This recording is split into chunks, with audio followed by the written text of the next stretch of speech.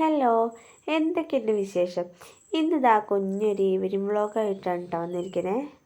അതായത് ഈ വീഡിയോ ഞാൻ ഫോണിൽ എടുത്ത് വെച്ചിട്ട് ഏകദേശം ഒരു 3-4 അല്ല കേട്ടോ, ഒരു ആഴ്ച ആയിട്ടുണ്ട്. നമ്മുടെ അന്വേട്ടന് എല്ലാ സമയത്തും എടുത്ത് വെച്ച വീഡിയോ ആയിരുന്നു കേട്ടോ.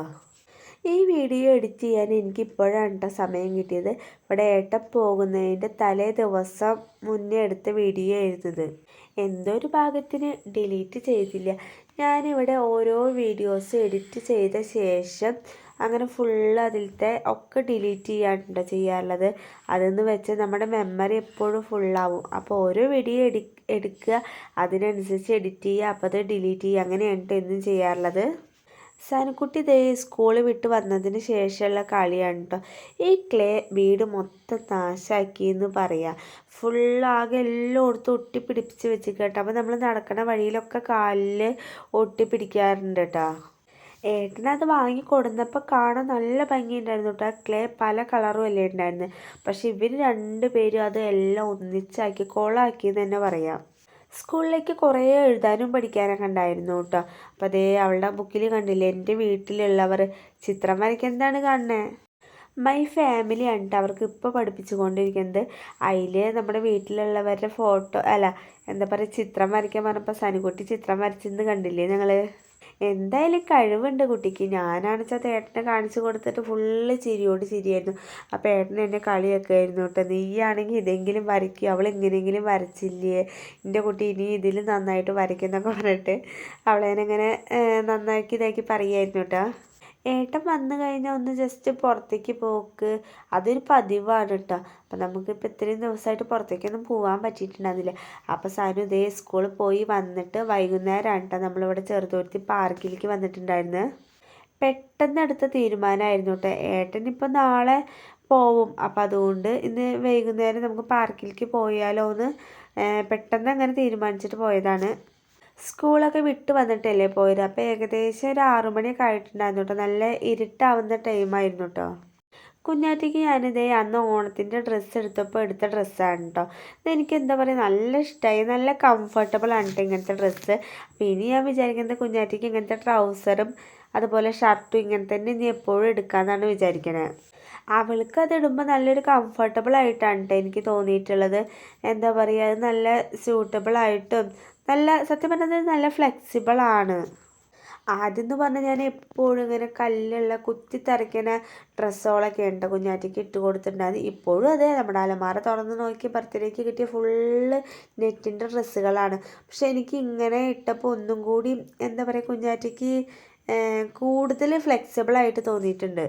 പിന്നെന്താ, സനുവിൻ്റെ കാര്യം പറയണ്ടല്ലോ. സനുവിന് പിന്നെ അവൾക്ക് ഇഷ്ടപ്പെട്ടത് മാത്രമേ പറ്റുള്ളൂ. ഇപ്രാവശ്യം ഒരു ജീൻസ് എടുത്തത് തന്നെ എൻ്റെ ഒരു വാശിപ്പുറത്താണ് കേട്ടോ. അത്രയും വാശി പിടിച്ചിട്ടും ഞാൻ എന്താ പറയുക ദേഷ്യപ്പെട്ടിട്ടൊക്കെ ആയിരുന്നു തോന്നുന്നു ആ ഒരു ജീൻസ് എടുത്തിട്ടുണ്ടായിരുന്നു. എനിക്ക് ഭയങ്കര ഇഷ്ടമായി. മാത്രമല്ല കേട്ടോ, ആ ജീൻസ് ഇട്ടപ്പോൾ സനുവിനൊരു പ്രത്യേക ഭംഗിയുണ്ടായിരുന്നു. നമ്മളിപ്പോൾ എന്നും ഈ മിഡി ഫുൾ ഫ്രോക്ക് ഉടുപ്പ് അങ്ങനത്തെ ഒക്കെ ഇട്ടിട്ടല്ലേ കണ്ടിട്ടുള്ളത്. അപ്പോൾ അതിൽ നിന്നൊരു ജീൻസ് അവൾക്ക് ഇട്ട് നോക്കിയപ്പോൾ നല്ലൊരു ചേഞ്ച് ഉണ്ടായിരുന്നു. പിന്നെ അതേ പാർക്കിലെത്തി ഫുള്ള് കളിയായിരുന്നു കേട്ടോ. എല്ലാ റൈഡ്സിലും കയറിയിട്ടുണ്ടായിരുന്നു. ഇവിടെ ചെന്ന് കഴിഞ്ഞാൽ ആകെയുള്ളൊരു വിഷമം നമ്മൾ വലിയവർക്ക് മാത്രം ഇരിക്കാൻ പറ്റുന്നില്ല എന്നുള്ളതാണ്. പിള്ളേർക്ക് മാത്രം ഇരിക്കുന്ന ഒരുപാട് റൈഡ്സുകളുണ്ട്. പക്ഷേ നമ്മൾ അമ്മമാർക്കും അച്ഛന്മാർക്കും അതുപോലെ കുറച്ച് വലിയവർക്കൊന്നും നമുക്കൊന്നും ഇരിക്കാൻ പറ്റില്ല എന്നുള്ള ആകെ ഒരു വിഷമം മാത്രമേ ഉള്ളൂ കേട്ടോ ഇവിടെ പോയി കഴിഞ്ഞാൽ. നമുക്കിതേ വലിയവർക്ക് ഇതിൻ്റെ തൊട്ടപ്പുറത്ത് തന്നെ ജിമ്മിൻ്റെ സംഭവങ്ങളൊക്കെ ഉണ്ട്. പക്ഷെ ഇന്ന് നമുക്ക് അവിടേക്ക് പോകാനൊന്നും പറ്റിയിട്ടുണ്ടായിരുന്നില്ല. കുറച്ച് ലേറ്റ് ആയിട്ടല്ലേ നമ്മൾ പോയിട്ടുണ്ടായിരുന്നത്. അതുകൊണ്ട് നമുക്ക് അവിടെ പോകാൻ പറ്റിയിട്ടുണ്ടായിരുന്നില്ല കേട്ടോ. ഇവിടേക്ക് ഇപ്പോൾ പോയിട്ട് കുറേ നാളായിട്ടുണ്ട് കേട്ടോ. അപ്പോൾ ഏകദേശം മാസങ്ങളൊക്കെ ആയിട്ടുണ്ടാവും. അല്ലെങ്കിൽ നമ്മൾ കൂടിപ്പോയ ആഴ്ചയിൽ ഇങ്ങനെ ഞായറാഴ്ചകളിലൊക്കെ ഇങ്ങനെ വരാറുണ്ട് കേട്ടോ. അപ്പോൾ ഏട്ടൻ പോയതിന് ശേഷം നമ്മളിപ്പോൾ കുറേ നാളായില്ലേ വന്നിട്ട്. ഇവിടെ വന്നിരുന്ന ഒരു പ്രത്യേക വ്യൂ തന്നെയാണ് കേട്ടോ.